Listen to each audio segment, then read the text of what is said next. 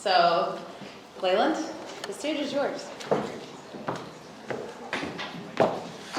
Check. It works. Did anybody else hear that Taylor Swift's last concert in Seattle registered on like a Richter scale for like mirrored an earthquake or something? Did you hear that? No? Cool.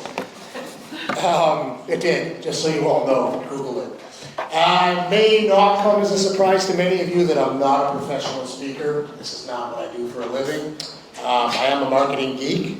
I have been doing this for a long time. I also have the worst headshot on the website. Thanks, Amon. I paid to be here. I'm not getting paid. I just wanted a new LinkedIn profile picture of me standing on stage so I could create a new course on YouTube and sell how to become a professional speaker.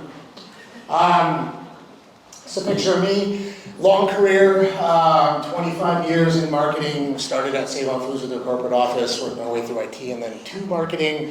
Moved on to a couple other ventures. And now I am thankfully and happily back at KPU as their Director of Marketing and Digital Strategy. So I lead a brilliant team, a few of whom are here.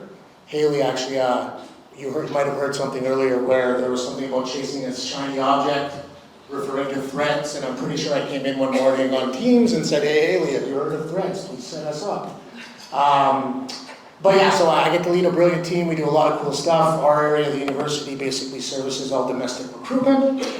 Very passionate about leadership and very, very passionate about marketing technology. So that's what brings me here today. I have one purpose in this talk, and that is just to bring you all some value. I'm not going to say if just one person leaves with something, that will be my mission completed, because I'm hoping that all of you will be able to leave with something. All right, ChatGPT was not used to create this deck.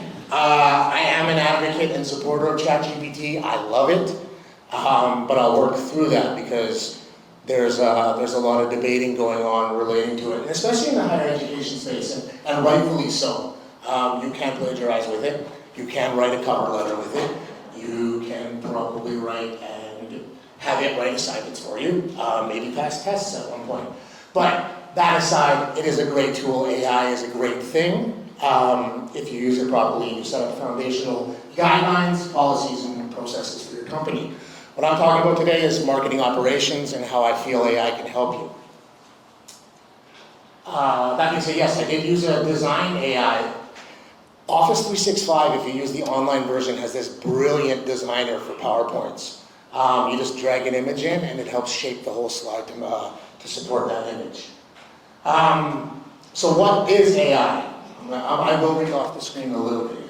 So machine learning, neural networks, deep learning, natural language processing, robotics, computer vision, expert systems, planning and decision making. Really, I'm an advocate of AI and ChatGPT and all these tools that are becoming available, but I don't care about 9 out of 10 of those things or 7 out of 8. To me, what AI is it's contextually utilizing data for marketing or for any operational processes. It's a lot simpler than I think they make it.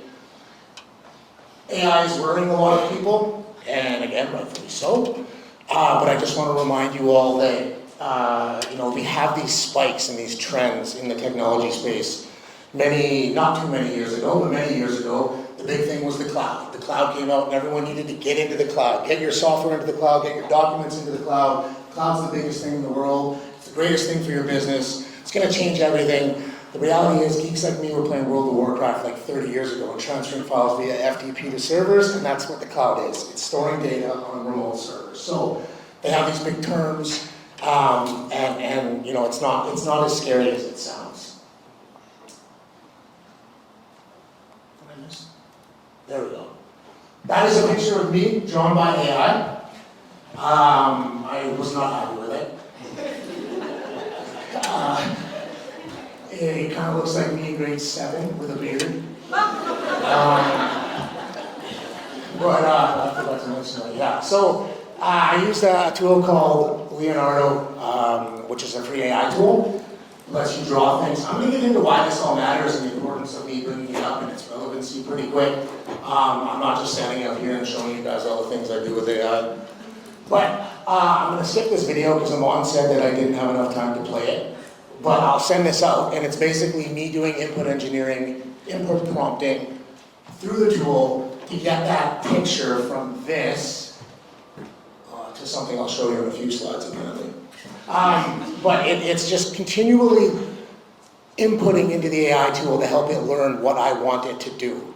And that's actually becoming a new career. You'll see job titles out there now, input engineer, AI input engineering, or prompt engineering. And it's becoming a real thing because AI and utilizing data is just the way that we're going.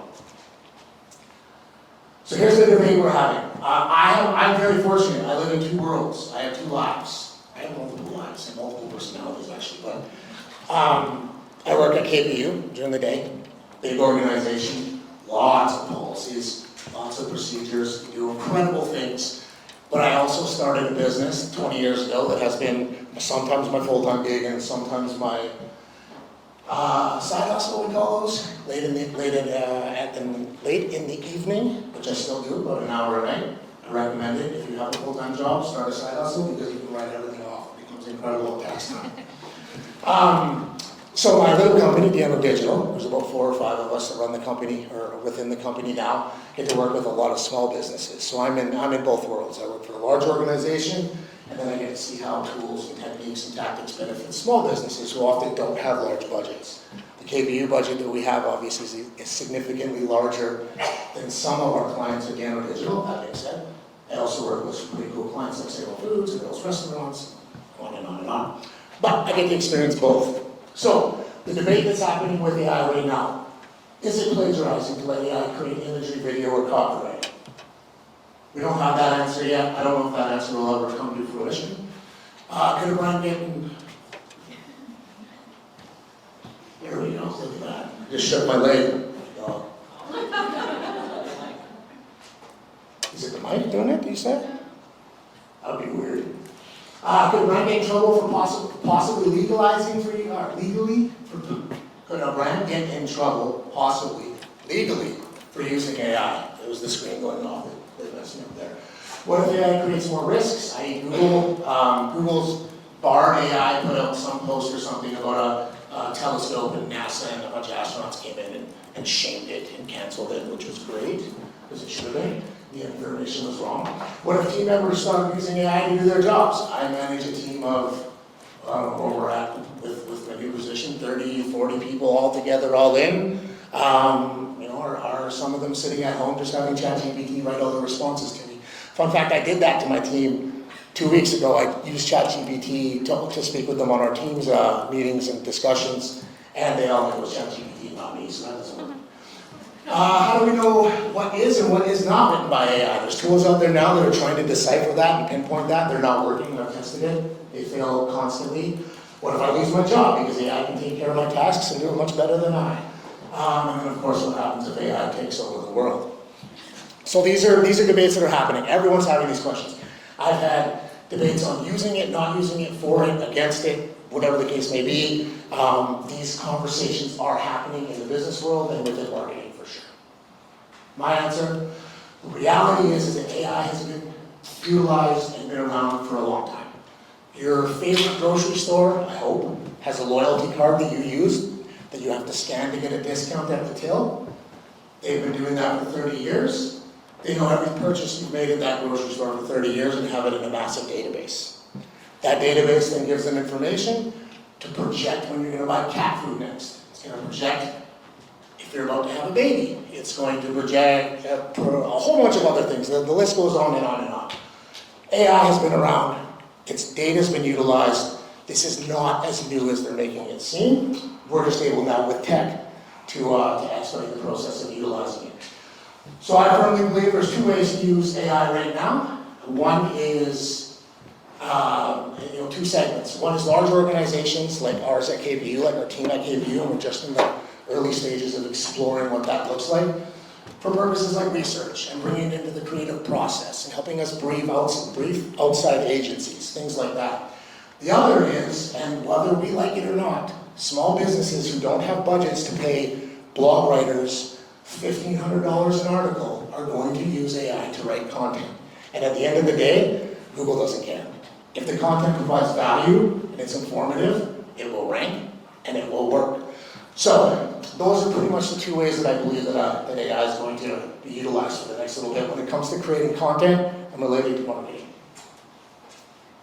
So I'm going to do 2 use cases. So hopefully there's some value in some of this for you all. Actually, before I get into that, who uses ChatGPT? Congratulations. You all win nothing. That's awesome though. So you're all familiar with it. I definitely recommend buying the paid subscription for the pro version. It's much better. It has a lot of history. You can learn as you go, which is very cool, but there's a ton of other AI tools out there as well. Word Hero is another great one for writing. So, first example, small barbershop wants to start creating a blog content that ranks on Google. They want to start showing up when people are searching for their services in their local market. First step, I'm just going to run through the steps. This is what I do. I've done this with many clients over the years. I use this process for my small businesses that I consult with and work with. So the first thing, there's tons of ways to do all this. Those of you that are in the tech space that know marketing technology, you're going to have other ways to come up with some of this data. This is my process, and it works. Go to Google AdWords Keyword Planner, look at the keywords that are being searched for in the area and their volumes, and sometimes look at the competitiveness. From there, I always speak to ChatGPT like it's a grandparent. Can you please write this for me? I don't know why. I don't think it matters. But I feel like at the end of my life, if something like they run through all my ChatGPT questions, it'll come up and make me look good. So I asked ChatGPT to write a blog post. Again, going back to input engineering, I provide it with a huge paragraph about my brand, about what matters to our barbershop, why we're in business, why we're better than others. It's not just asking a simple question. It will not work if you do that. You have to spend some time with it. So it writes a blog post for me. Some people in this audience hate this. Guess what is happening? I then take it to another tool I have called Surfer SEO. Has anyone heard of Surfer SEO? Nice. Very good, very cool. Surfer is life-changing, game-changing when it comes to SEO and content. Surfer is an AI-based tool that you plug keywords and content into. It then goes out onto the web. It analyzes every website, ranking for that content, and then specifically tells you what your content's missing and what you need to rank. So it's a live editor. You can jump right into it. You can tweak it as you're editing the content. Maybe you're going back to ChatGPT and then putting more. It's continually learning ranking your content and giving you a better grade. You get it to a specific grade. You can see I'm at 15 right out of ChatGPT. You want to get it up to the green, which is about 60. I'm ready to publish it on my website. So I've now published it on my website. It's that simple. During this editing phase, you will typically go in and add some brand tone and voice, add some context, make sure it doesn't sound like a robot, those kinds of things. But this took the blog writing process from either paying someone a lot of money to write a great blog, and I do love copywriters, they're brilliant people, I've worked with tons of them, they're great. But this took that process from a day, 5 hours, to 45 minutes. And for a small business that doesn't have time to do this and have a marketing department, that's a win. Okay, so large organization. So that's case study 1. That's how a small business can utilize AI, ChatGPT, and have an impact. Large organization, marketing department's been tasked with coming up with a campaign idea to promote a new vertical, a new line of clothing. Picture them as a big company. They're probably a clothing company or something, but they now have this new vertical. They're allowed to use ChatGPT, but as per company organization policy, it can only be used as an operational function. It cannot be used to create any content that will be published. So the first thing they do is they're looking for the big idea. So they go into chat, and I encourage my team to do this. That's the whole plan that we're working on right now of how we can bring this in, utilize ChatGPT as another person to help us. We'll go into ChatGPT. You can see that the input engineering I did there, like saying that term makes me feel cool. Is lengthy. And I asked it to come up with some taglines. And this is just a creative process. I just wanted to see what it came back with and what I could pull from it. So it came up with a whole bunch of cool things. So the team would then sit down, go through this, brainstorm, use this as a starting point to then have a conversation and determine what the final 5 or whatever the case may be, items would be to propose to upper management and leadership. So once we have that all ironed out, in this case I'm doing the tagline that I chose and that the team worked through is called "For the Heroes of Hip Hop and Hoops." This clothing line is now going to be selling fitted hats and empowering local communities and working with, sorry, I thought you were raising your hand, I was like, no, of course you can. Empowering, the local communities and things like that, people within the, local sports and things like that, really leaning into that aspect of the brand. So I asked them to come up with 5 blog titles. I'm not going to ask you to write these blog titles, but I wanted to get an idea and creatively brainstorm what that would look like.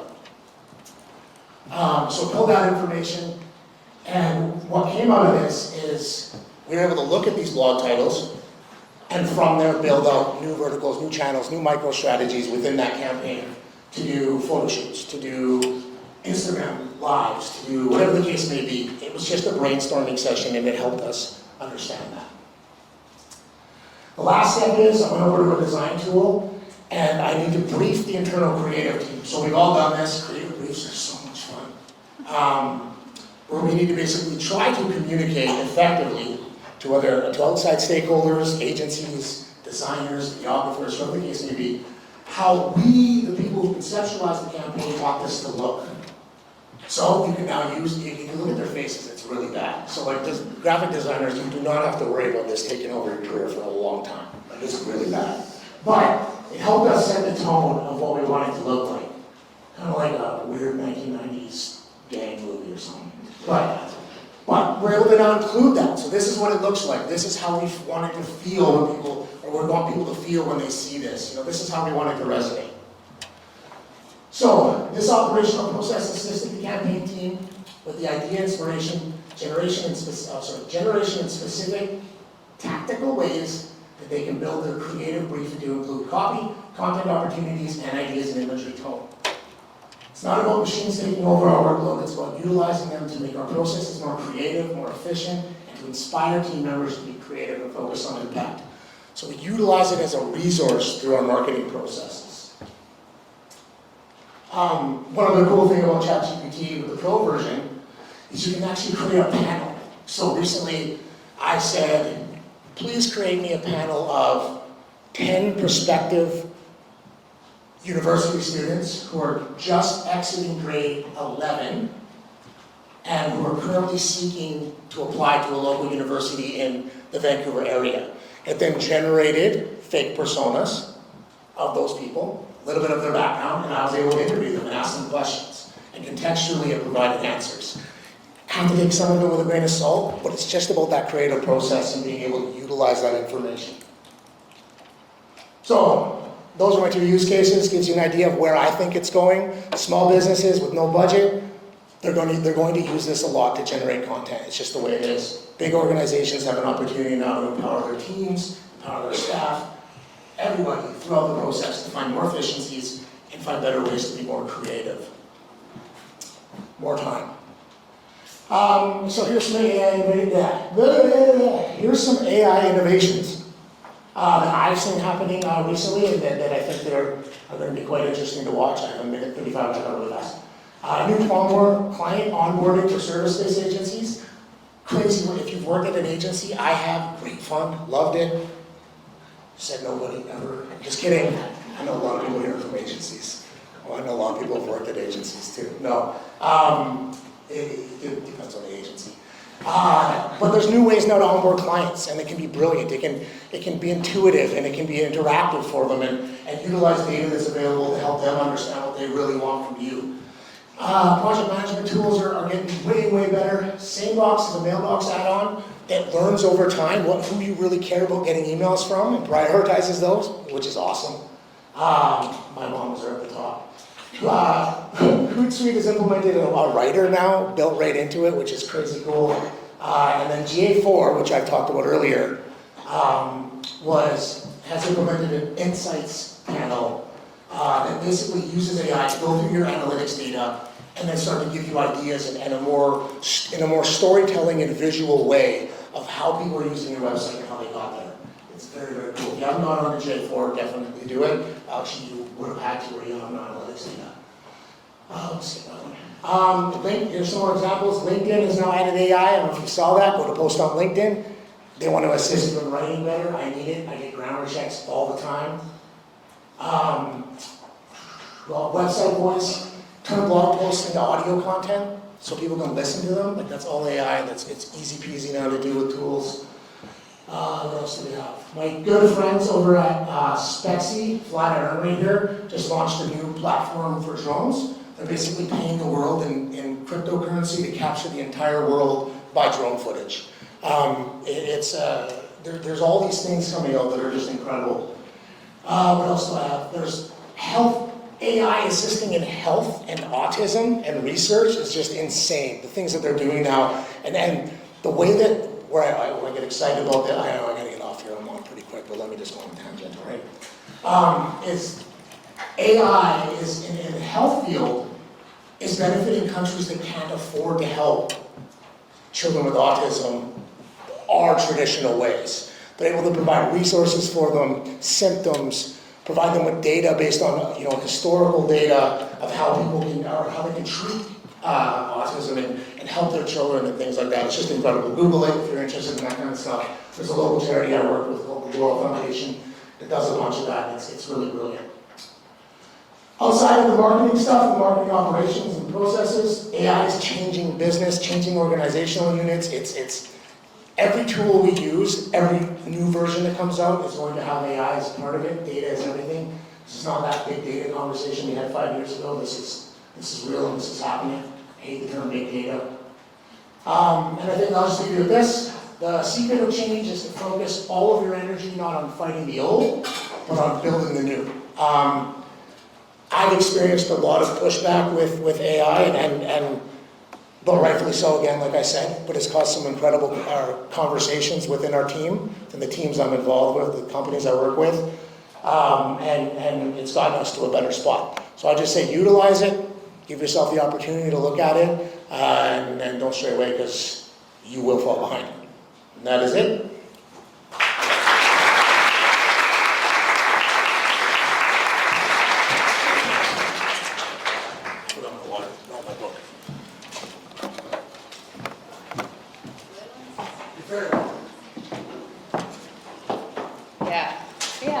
I'm curious to see how it will transform agencies, actually, and how they run too. Yeah. All right.